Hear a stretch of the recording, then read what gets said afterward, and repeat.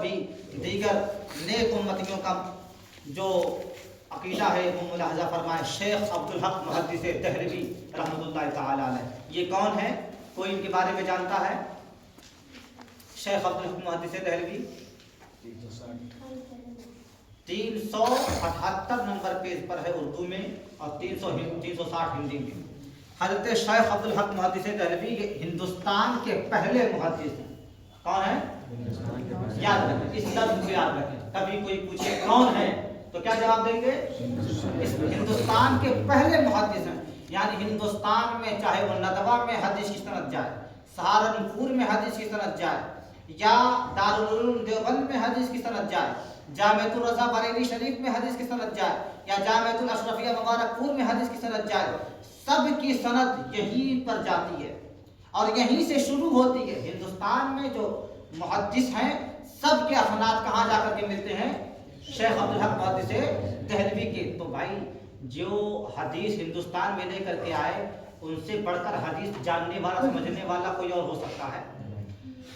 اب دیکھیں, یہ متوفی ہے 1052 ہجری میں, یعنی آج سے تقریباً سمجھ لیں 400 سال, تقریباً کچھ کم 400 سال پہلے کے بزرگ ہیں. 100 سال پہلے کے بزرگ ہیں وہ کہتے ہیں, بزرگ کیا وہ مردود ہیں, کہتے ہیں کہ نبی مر کر مٹی میں مل گئے. اور 400 سال پہلے کے بزرگ کیا کہتے ہیں کہ علماء امت میں اتنے اختلاف. اچھا ان لفظوں کو ملاحظہ کریں, غور سے دیکھیں کیا کہتے ہیں. یہ اپنے یعنی 400 سال پہلے یہ جو کتاب لکھے اس میں یہ لکھتے ہیں علماء امت میں اتنے اختلافات اور بہت مذہب ہونے کے باوجود کسی شخص کو اس مسئلہ میں کوئی اختلاف نہیں ہے کہ حضرت صلی اللہ تعالی علیہ وسلم حیات کی حقیقت یعنی دنیاوی کی حقیقت کے ساتھ قائم و باقی ہیں. اس حیات نبوی میں مجاز کی آمیزش اور تعبیر کا وہم نہیں ہے اور امت کے اعمال پر حاضر و ناظر ہیں. نیز طالبان حقیقت کے لیے اور ان لوگوں کے لیے کہ حضرت صلی اللہ علیہ وسلم کی جانب توجہ رکھتے ہیں, حضور ان کو فیض بخشنے والے اور ان کے مربی ہیں. الفاظ آپ نے پڑھا, 1052 ہجری آپ میں آپ کی وفات ہوئی, آپ کا انتقال ہوا, اور آپ اس وقت جب آپ نے یہ کتاب لکھی, اور آپ نے یہ نقل فرمایا, اس وقت آپ نے کہا کہ علماء امت میں اتنے اختلافات ہیں.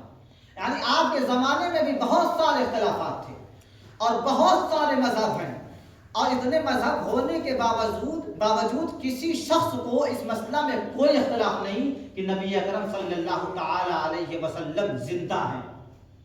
کسی کو اختلاف نہیں. اور یہ 100 سال پہلے کے جو لوگ نکلے ان لوگوں نے ایک اور بات پڑھا دی, معاذ اللہ نبی مر کر مٹی میں مل گئے.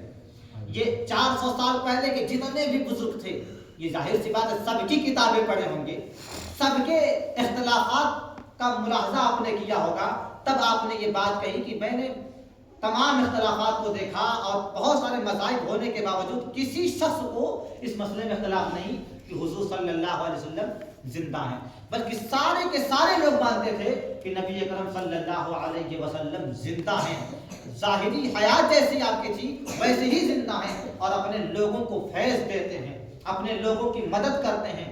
اور آج کل کے جو 2-4 حدیثیں پڑھ لیتے ہیں کہتے ہیں کہ معاذ اللہ رب العالمین نبی کریم صلی اللہ علیہ وسلم مر کر مٹی میں مل گئے.